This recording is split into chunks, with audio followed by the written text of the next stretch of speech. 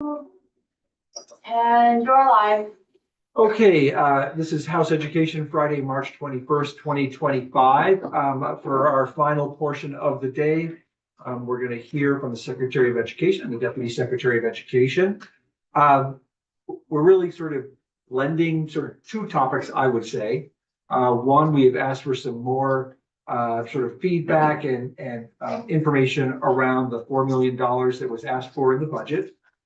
And I had also asked for just some things that we've been discussing, putting into legislation, that part of it's from the governor's proposal, as well as just other things.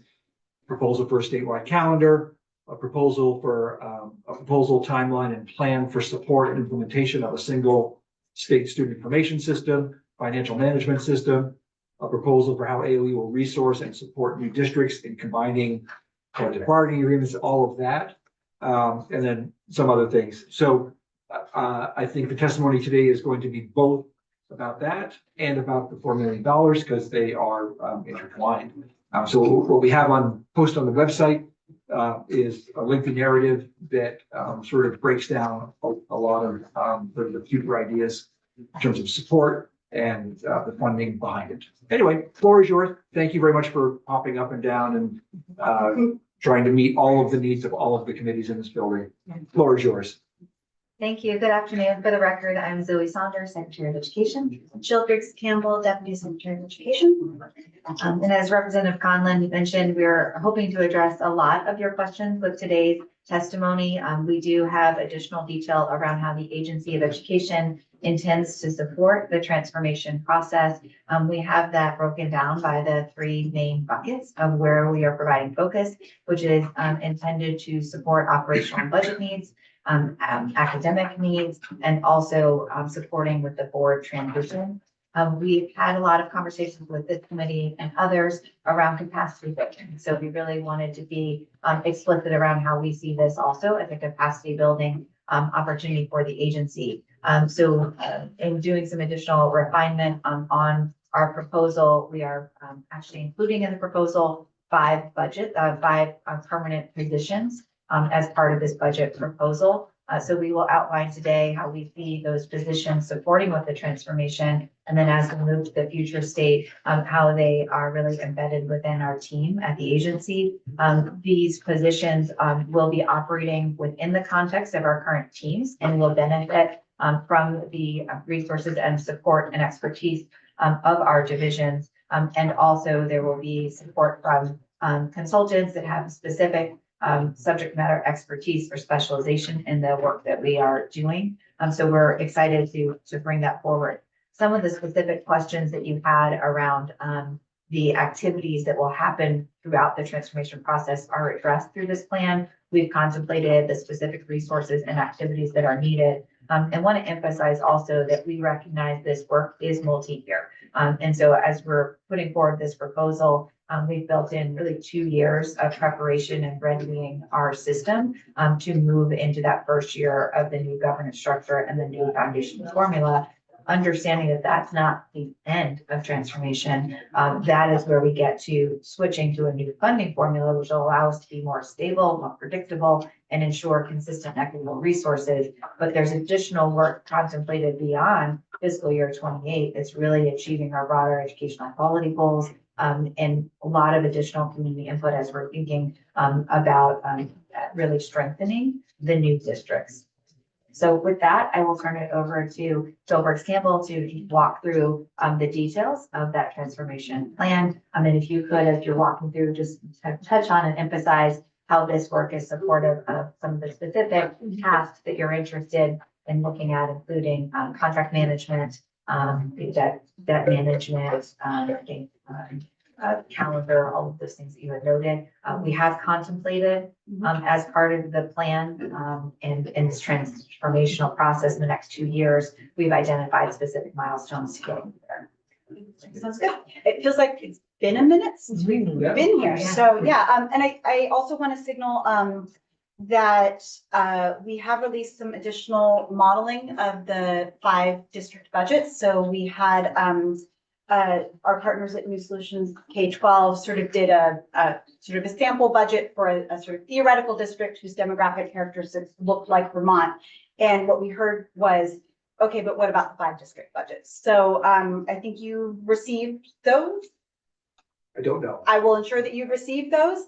And so really went back and looked at, you know, each building, current enrollment, student demographics, teacher salary, the whole 9 yards, and built the budgets really based on the 5 proposed districts. So you'll have that available as a resource. And of course, we can always have Nate and other folks come back in. And then this afternoon, you will receive a summary of the work to date with our policy sprint teams. And that work, again, kind of that reminder was we put together work groups, experts from the field around specific areas of our policy proposal to surface considerations. Many of the considerations that you've actually heard in testimony, we've captured as well. And I think that you'll see a lot of those considerations reflected in what we're going to discuss today. So that was really productive work thus far. So you'll have that summary and with it, all of the notes. So just as we've done with all of our other reporting, you'll get the high level summary and then kind of all of the raw data that went into it as well as a reference. So that hopefully can continue to inform development of really, you know, how do we implement this work? What are the steps? What are the contingencies, et cetera, et cetera. So I'll move through this and folks can feel free to interrupt and ask questions as we go. As Secretary Saunders signaled, we have recognized from the very beginning that the kind of transformational work that we're proposing really needs sustained and focused support from the Agency of Education and other state partners. That was reflected in the original $4 million request. And as we've done that work with Policy Sprint and really are trying to be responsive to some of the critical areas of need that have been identified, we've refined this proposal to be reflective of that. I think the other key point that Secretary Saunders just raised, I want to, you know, put a highlight under it is that these positions and sort of the consultants that we're contemplating with this $4 million request is not the only source of support. This is agency-wide priority for, you know, the next 3 years and beyond. And as part of our strategic planning and sort of realignment of agency structures, we would absolutely be looking at how we would be driving support to the field. And I have that sort of in the additional consideration section sort of below, so we can talk about that as well. What is sort of new here is a request for 5 permanent positions. So you would see them, they're part of the $4 million request here, but they would be part of base funding moving forward. And really 5 targeted positions that are really meant to address some specific areas of need and concern. But also these positions then become integral to ongoing agency efforts to support district quality in terms of operations and facilities, and then also education quality moving forward. So these team members will really be the kind of core of that work moving forward. So position 1 and 2, the business operations and data integration support specialists would really be working very closely together.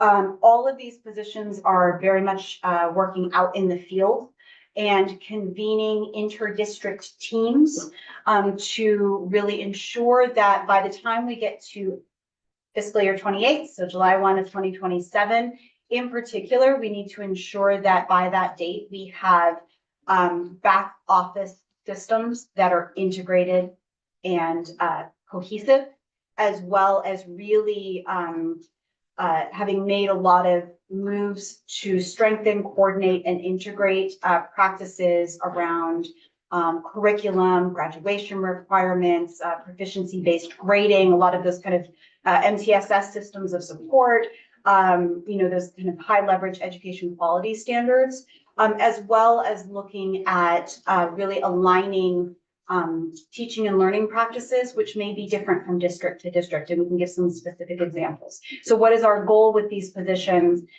is really to ensure that we are well on our way to critical integration by July 1 of 2027. Some of the work must be done by then, right? Things like your business operations systems must be fully integrated. Some of the work will be ongoing around sort of education quality and some of the school facilities work. So the business operations support specialist is really tasked with supporting districts in the integration of disparate accounting, HR, and other back office functions. We know that one of our challenges across our systems, right, is that there's a lot of variability in the kinds of systems they're using. The way that they use uniform chart of accounts is not as uniform as we would like it to be. Budgeting practices, some of these districts will be supervisory districts that have to generate one budget every year, and others are supervisory unions that have to generate 10 budgets every year. So how do we integrate those budgeting practices? They will, as I said, really be convening inter-district teams to do that work. And then also will really be that critical kind of point of contact surfacing to the rest of the agency areas where there's guidance, tools, training, and other support that is needed to keep this work moving forward.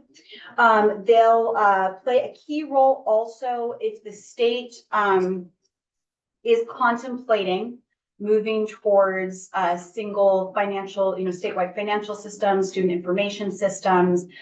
They will really be ensuring, with the lessons that we've learned from past initiatives, that district needs and goals and state needs and goals are aligned and contemplated, so that we really are ensuring that whatever a statewide system might be is actually going to be sophisticated and meet the needs of districts as they require to be successful.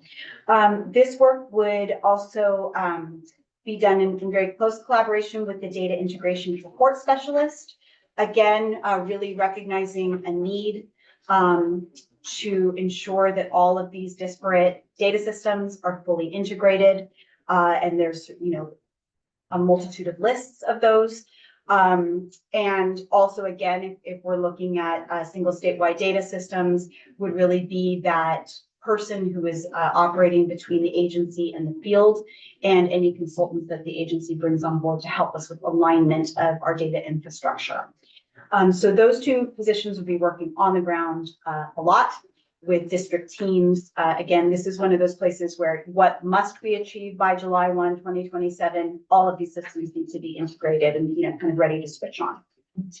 I'll sort of jump down. If we look at the sort of last position, which is listed as position 4, but sure, we'll go numerically, call it position 5. The school facilities support specialist is a position that I would see would have, work to do over the next 2 years, but really this is a very long-term field position that would be working with district staff to really be looking at their portfolio of buildings, being able to provide facilities condition data, enrollment trends, feeding patterns for attendance, transportation patterns, and other local considerations, really being able to help district teams as they're looking at their portfolio of buildings and looking at things like grade realignment or consolidation or efficiencies in transportation routes, some of that need that's really been surfaced.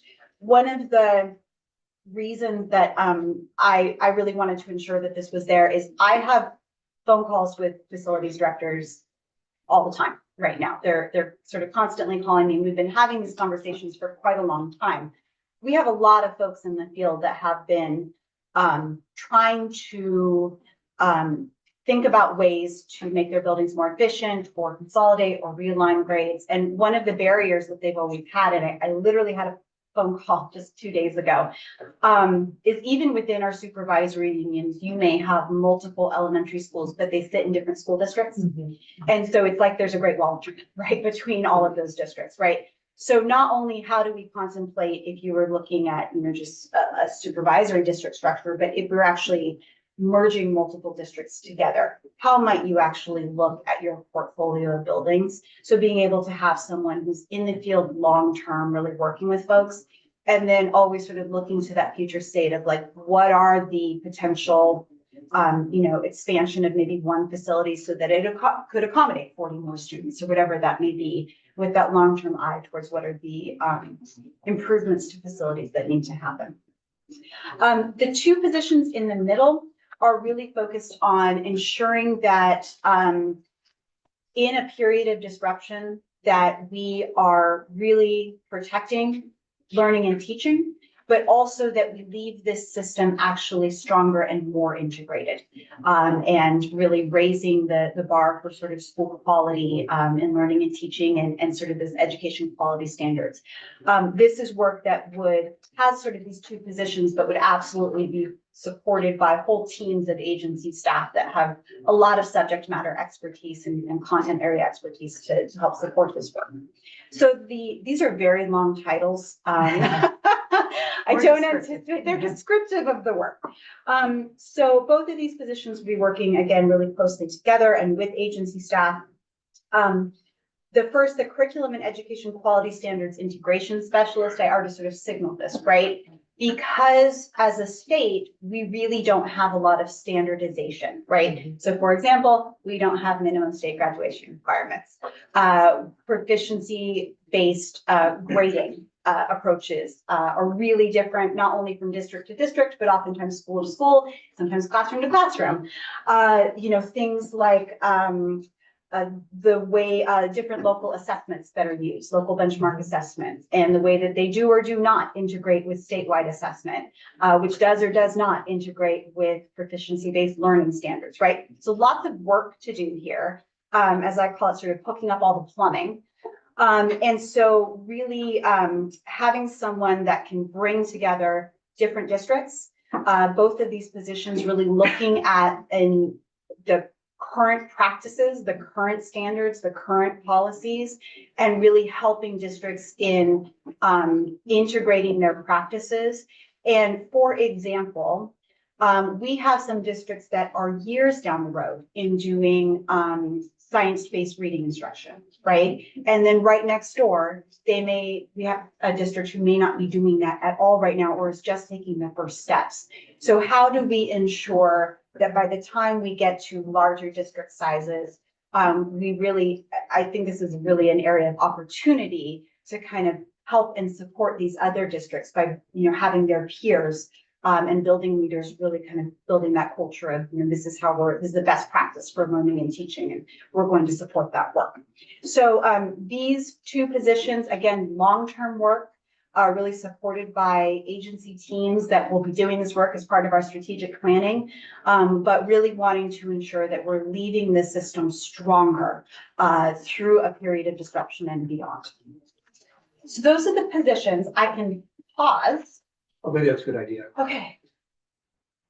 Are there questions just on the positions themselves? If people don't have questions now, at the end, it's fine too, of course. What's the hope in terms of when you'd ideally like to have these folks in place? So we can never hire until we have an appropriation. But if we saw that this was the direction that things were going, we would get the position, described, ready to go, and we're aiming for early fall would be our goal. That would be moving at light speed for the state of Vermont. But I actually have some confidence in this because we did this in COVID. So we know we've got some muscle memory on moving quickly. Representative Brady? Do you have any sort of tools at your disposal about pay scale and like who you can hire, high quality people that may be leaving the field as we transform, but would be tremendous assets at the statewide level, but really big pay cuts are difficult. We know it's part of the challenge and state agencies in general. Is there any glimmer of hope there that we can? Yes. Yeah. We've actually, I think we haven't had a chance to sort of chat lately. Yeah. We've actually been doing some pretty intentional work around this with some of our kind of critical vacancies and making moves to better align the high level of skill and knowledge that we need for some positions with competitive pay scales. Yeah. So we've been doing that with some of our other vacancies as well, and would anticipate doing so with these positions as well. But yeah, it's always a challenge. And we think that there's some incredibly talented people in the field that we would love. We've talked about this, right? Where is the expertise? And it would be great if more of the expertise that we have at the field was up at the state level, so we're supporting more students with those skills and knowledge than we currently are. And a quick policy question, did I hear, we're trying to get some timeline things really clear. You're intending for student information systems and finance systems to be standard statewide by 2027? So let me. Or is that an let's clarify. aspirational? Yeah, so Okay. aspirational, so Yeah. what we're identifying is Okay. that there is a lot of work involved Yeah.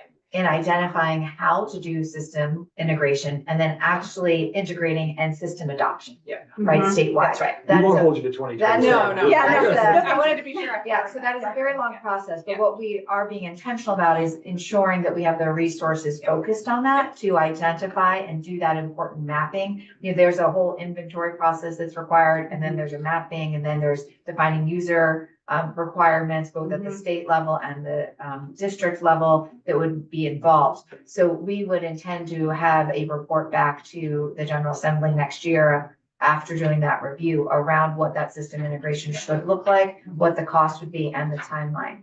Knowing that that's a very big lift, I want to call out that there are other mechanisms to collect and align data. Mhm. So we currently are operating in an ecosystem where districts have a lot of different systems. And so we have done intentionally work at the agency to improve our ability to collect that information, clean it and map it. And so there's a tool we implemented just this year called EdVibe, kind of describe it as a vacuum. It kind of takes all the information, yeah, from all the different systems. And then there's coding and mapping that does to align that. So we would expect that, like with any adoption, there would need to be a bridge to getting there. And so we have refined our tools, and we do have expertise managing multiple systems that's continuing to improve.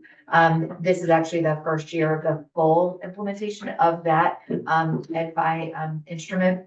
And so we can continue to refine that, and we would expect to do so over this transition period, knowing that full system integration would take longer. So we want to be realistic.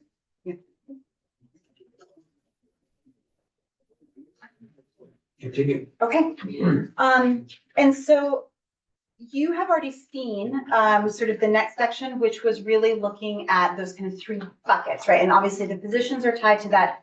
We also want to signal that some of this work that we're talking about doing is, work that is highly complex and needs a level of expertise and across multiple systems that really would benefit from having some consultant expertise. So some of this, the work that the positions would be tasked with is going to be supported, and agency kind of strategic priorities like strengthening our accountability and education quality framework really would need to be supported with someone who can help us manage the multiple systems.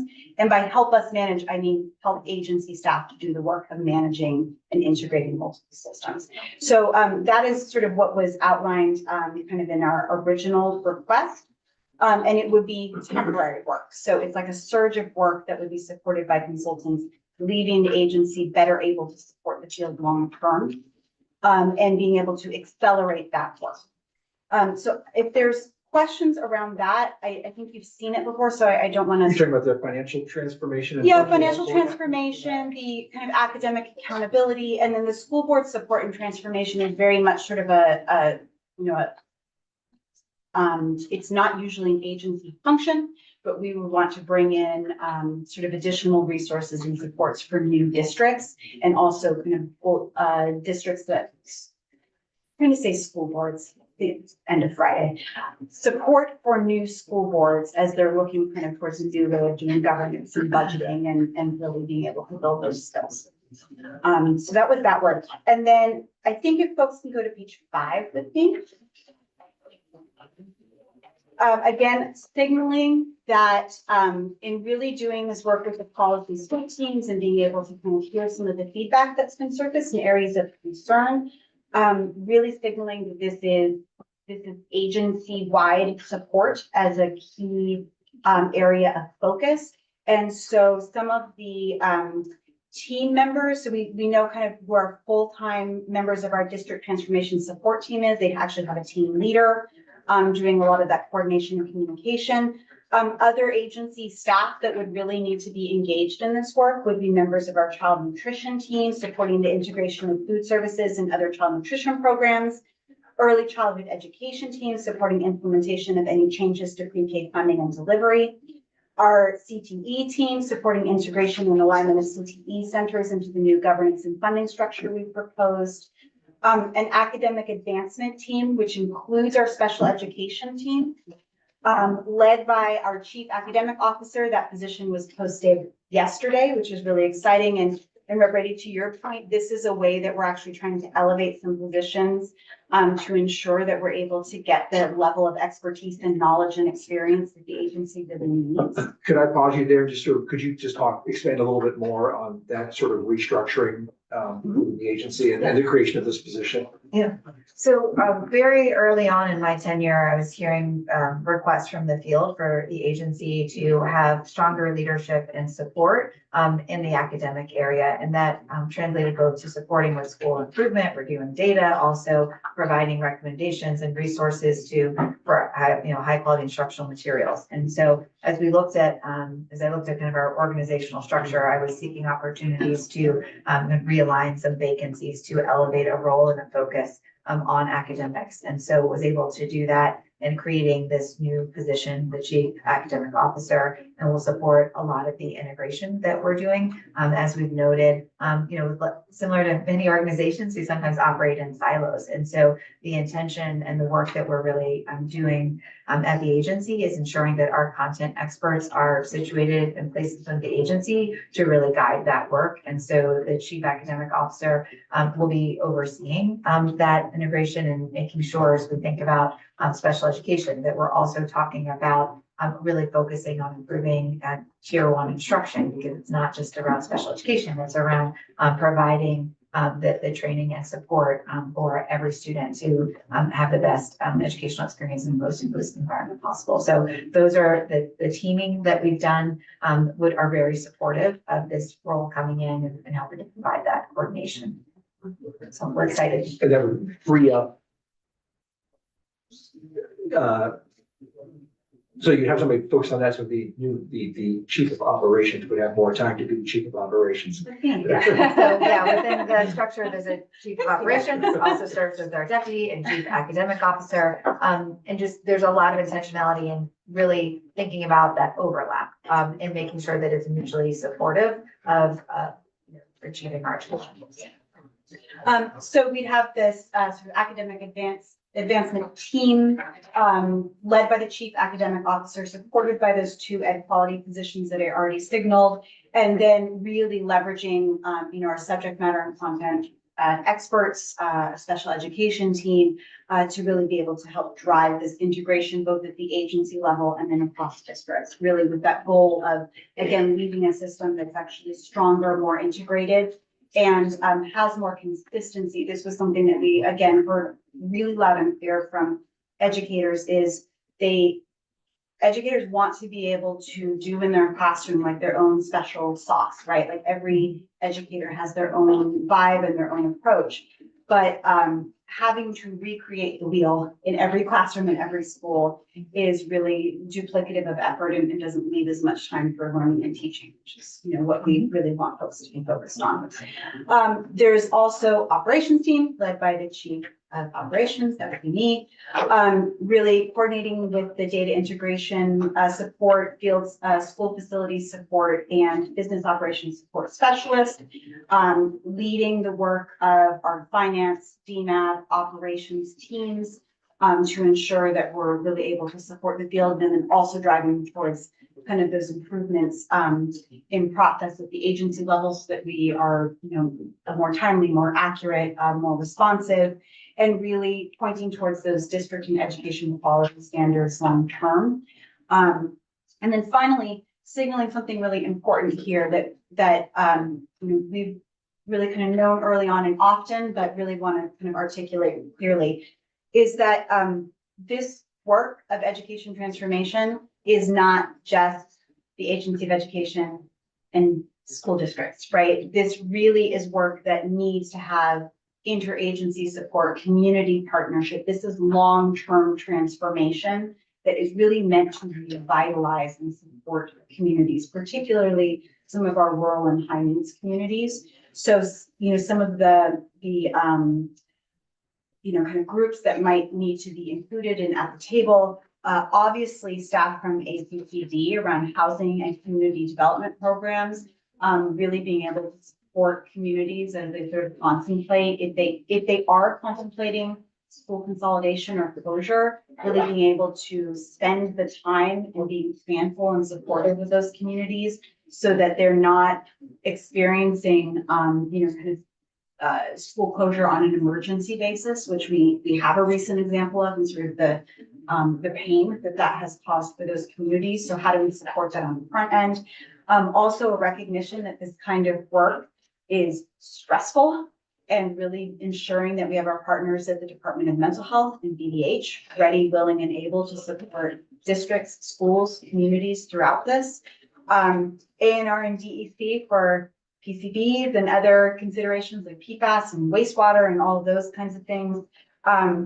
Staff from Agency of Agriculture, right, to support the kind of food service and school nutrition programs. ADS to help with the data integration and infrastructure. It kind of goes on and on and on. So it's sort of an all hands on deck approach that would really have, the agency kind of leading this work. So this would, I sort of look at this and I go, well, how do you go from words to actually creating it? I assume this is sort of the role of the governor. That's right. He creates this team and says, now do what you're supposed to do. Yeah, that's right. And then finally, as we kind of go to the last page, I wanted to signal some additional considerations and support. There's, 1,001 questions with all of this. And so I didn't want to not address a couple of the questions and needs that I've heard surfaced, and were also surfaced in our sprint teams. So one is a question around legal support. I'll just sort of say very plainly, the agency does not provide legal support to and guidance to districts. Like that's just not our function. We never do that. But we understand that there's a need for that support. In addition, we heard through the sprint teams really a need for districts to be resourced with communications and like community engagement support.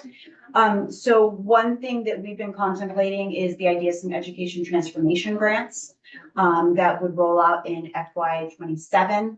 And I've done some back of napkin math, but would like to have that math refined. And then the other thing that we have identified as a need, and the field was actually really great partners in surfacing this, is at some point you need to stand up these new central offices and get them working, right? You can't stand them up on July 1, 2027. So there's going to be a cost to, in essence, filling, like sort of double filling positions, right? Not a one-to-one, obviously, but for the new district offices, that's, yeah. And so that also would go into those education transformation grants is one potential vehicle for how you would fund that. Is that included in the 4 million? It is not included in the 4 million. And as I said, I've got some back of napkin math, but of course, the more future state districts you have, the more expensive that gets. So we've done some modeling on it. Again, I would like the opportunity to validate some of my thinking with the field, but I was using salary. We've learned about back of napkin estimates. So. Yes, that's right. I was using, their salary data and that sort of thing to do some of that work. But I think that that's a vehicle by which you could ensure that support is available. And it's not contemplated in the 4 million because it would be for fiscal year 27. So Yes. Right. Right. Yeah, and so I think you would anticipate that as we've done this sort of analysis and in FY26, really doing this kind of inventory and kind of gap analysis, and you would anticipate that we would return in FY20 for the FY27 budget and say, these are the resources that we've identified as well. Casey, were you throwing pens at me so late today? Thank you. All right. Questions and comments from the committee? I just would like to acknowledge that this is kind of a big deal. This has been a governor who's been loath to create new positions, and we have 5 here.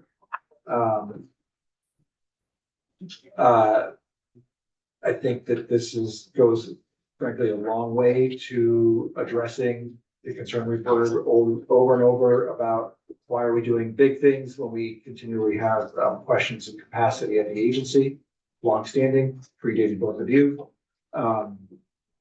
Judge, I just wanted, this is kind of a big deal. I appreciate that.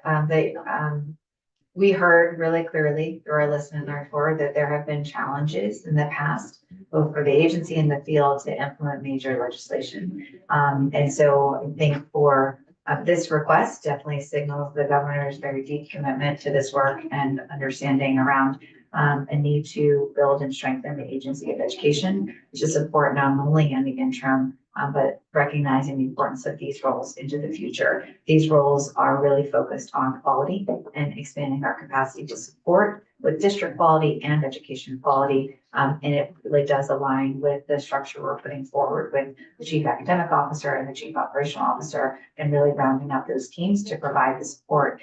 This allows us to have extended reach into the field. And I think that's a really important point to note. We've heard the field saying we actually want the agency closer, right? In the field working with us. We've talked about Read Vermont and how we're modeling that. I'll actually bring coaches into the field. Again, this is a consistent commitment that we're signaling to increasing our capacity to be in the field, to be a stronger partner. And so appreciate that recognition because it really is a strong commitment that we're bringing forward. I appreciate that. These seem to be all outwardly focused positions. Yes, they are. And I think hopefully the next time we come in, we'll actually have some good news to share on some critical vacancies. On someone, vacancy. Yep. That was gonna be my next question. Excellent We're making progress. great progress. Yeah, great stage. But we just, that this doesn't preclude or replace sort of existing work It doesn't. No. in terms of vacancies and, duties just that are work that needs to happen and make it harder in our federal landscape, on just the day to day. So Have you had a chance to sort of take this, run it through your council to find out if, frankly, any of it other than appropriating money requires any further legislative work on our part? And if you haven't, I would just suggest that happen. Ask the question again. So it was just, has this? Like any vetting of the positions. Yeah, I'm not trying to, all I'm saying is like, other than money, what do you need from us to sort of make, is there any role for us in this? I got you. Probably not, just because these are positions that the AA was created. Mhm. I think the step is appropriating the positions. Yeah. That would be the immediate next. Or is anybody? I think this is probably an unanswerable question for all of us, but that last point about like education transformation grants and sort of the carrying costs of old districts at the same time as new districts, not included in the 4 million. So there may need to be additional requests in future years for transformation costs and the ongoing process, knowing it's going to be on whoever's timeline, a multi-year process. Is that It will somewhat definitely- safe to assume? It will definitely be a multi-year Yeah. process. And we are being intentional around thinking about, there are some cost containment strategies built into that. But in terms of kind of specialized support for a system-wide adoption, we would need to contemplate those costs. And we're also mindful that there would need to be a bridge, right? And being able to support existing systems. So those are going to have to be ongoing conversations that we need to be thoughtful and strategic around how we're investing dollars to achieve those goals. And I know that some of the questions that I've heard surfaced in this committee as well as, who does exactly, right? And there's, we were sort of talking about, like, we almost need a RASCI chart, right? So like, who actually does who is responsible for collective bargaining, right? I think we would say the agency would not be the appropriate entity to manage collective bargaining, right? But it might be the appropriate entity to resource That's right. districts to be able to do that. Yeah. So I think it's like that level of, these are all a lot of mechanical questions that it's like, if you were sitting down and running a work plan, you would begin to start to answer those questions. And I think it helps us all collectively contemplate this good work and say, okay, there's steps, this is a contingency. We have to actually answer this question before we can answer this. And so I do think, we're in the process of really developing that like detailed punch list, really. And again, the policy sprint teams have been really excellent in that. And so we will have those summary reports coming out to folks. So you probably have noticed that is one of my obsessions of great idea, who's gonna do it? Right. Yeah. And, but actually, there's a list here of who's gonna do some of this. Yeah, right. Representative Brady. Go ahead. Representative Oh, no, I was just gonna say, a member of our committee recently received a copy of your org chart, which was really helpful. And so definitely look forward to, like, as some of these vacancies are being filled and update and just helping us sort of understand how this sort of fits together a little bit more with this would be really great. Yeah, absolutely. Sounds good. And I can actually share a link with you. I would put a note. If you're ever interested, just so you know, if you're ever interested in any agencies, vacancies or recruiting or anything like that, there's a handy dandy dashboard. Because every time I try to do it, something changes the next day and I'm like, well, that's no longer timely. So I can share that with you and you can see, right now, I think we have, as of yesterday with the chief of academics, 13 positions posted, of which 5 of those have verbal offers or are in the hiring process. The rest are actively being interviewed. So as I said, we're actually making a lot of progress. Yes. Is there flexibility in this? And this is my lack of understanding of sort of state budgeting. If the timeline that ends up on the sort of path of transformation ends up slightly different from what is in the original, within the proposal from the governor, or particularly like the timeline for a foundation formula, if the reality of full implementation ends up being a year or something later than what was envisioned from your proposal, yes, does that impact or change this? Or is this still workable, knowing that we're all kind of working towards some bigger goals in the end, but there's some disagreement about, some of the details and some of the speed of things. I think we're hearing a lot of those questions around timing, and certainly as we've done this work with the policy sprint teams, there's a desire to try to elongate this, and could we spend more time doing this work? I think there is a question around money and the stabilization of our system. That is a really big concern as we're thinking about elongating that timeline, that we would need to understand what is that impact, right, on the taxpayer. And, I think there is a lot of uncertainty in the federal funding landscape, which creates, again, another sense of urgency. So while I think there's been an expressed interest in trying to elongate that, there's a practical question of how do we fund our system during those bridge years, knowing that that's going to create a lot of pain on districts right now in having to really go through a very painful process that we continue to experience year over year of facing cuts. So I think that's just something we need to continue to balance.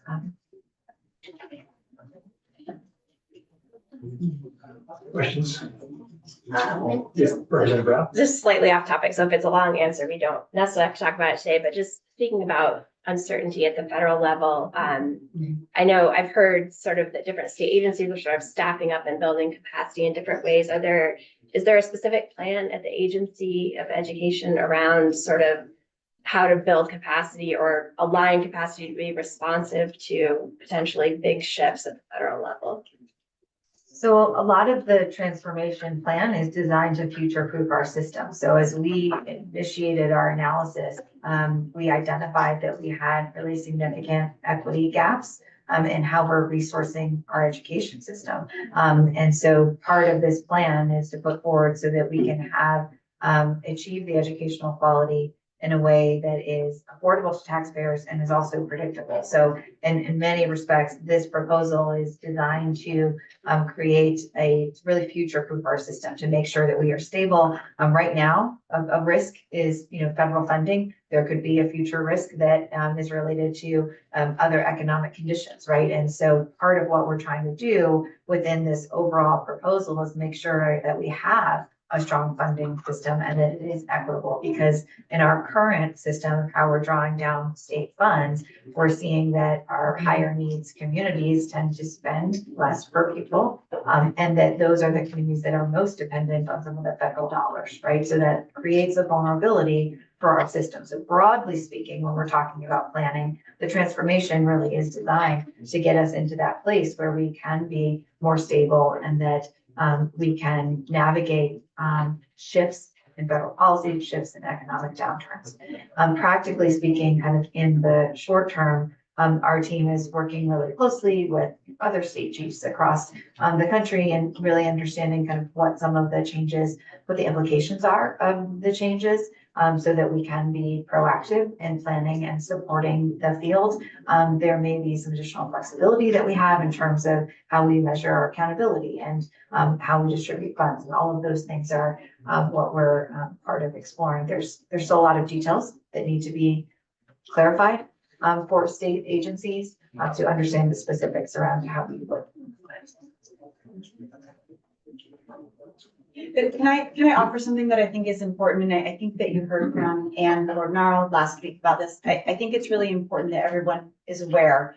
Our formula funds are forward funded. So we do not anticipate disruption to the FY26 formula funds. I think that's really important that folks know. We are keeping a very close eye out for what is going to happen in the federal FY26 budget, which is our FY27 state budget. So just wanted to make sure that folks are clear about that, and we're at least reducing that one piece of anxiety is that our FY26 budget. Her explanation was very helpful. That's Yeah, it right. was. She, That yeah, was great. she's tremendously helpful in this space, and she actually, at CCSO, which is our kind of state, National Professional Association, she was the leader of the federal liaisons for 2 years. So she's very well tied in, keeping everybody up to date. And she and I will be in DC next week having these conversations, so we can provide an update when we come back. And we'll continue to provide updates. I do think Anne provided a really incredible testimony. She's quite an expert in this area, and I know is committed to keeping the General Assembly updated. I want to give assurances we are absolutely monitoring, and that there is a longer ramp for us to really think through what those implications are once there's greater specificity. And as we have identified potential impacts in terms of delays as Anne had described, the allocations were communicated to that in the field. We have protocols to manage that. So just, we'll keep you updated, and we are being mindful of monitoring the situation. What you just said gave me a little heartburn. This committee has a deadline to Yeah. move Bill out on Friday. We don't have a. I'm a little concerned to hear that you're both going to be in Washington. I know, just me. We divided and All right, conquered. all right, thank you Yeah, very that's much. fine. Sorry, you don't get the trip to Washington. She gets the next one. Yeah.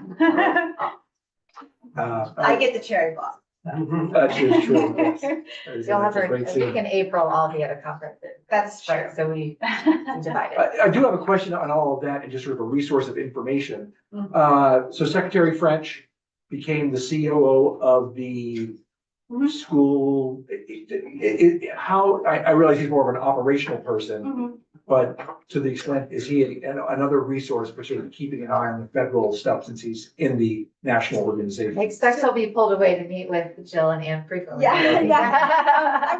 I would say that actually, this is one of those places where I like to brag a little bit that Vermont swings way above its weight class when it comes to CCSSO. So both Anne and I have developed really, really close relationships with the CCSSO kind of federal team, including their amazing legal consultants that they use. And we frequently, like almost daily, we are in contact with them right now, and they're the kind of folks where we can pick up the phone. So Dan is doing CCSO operations, I think, quite happily.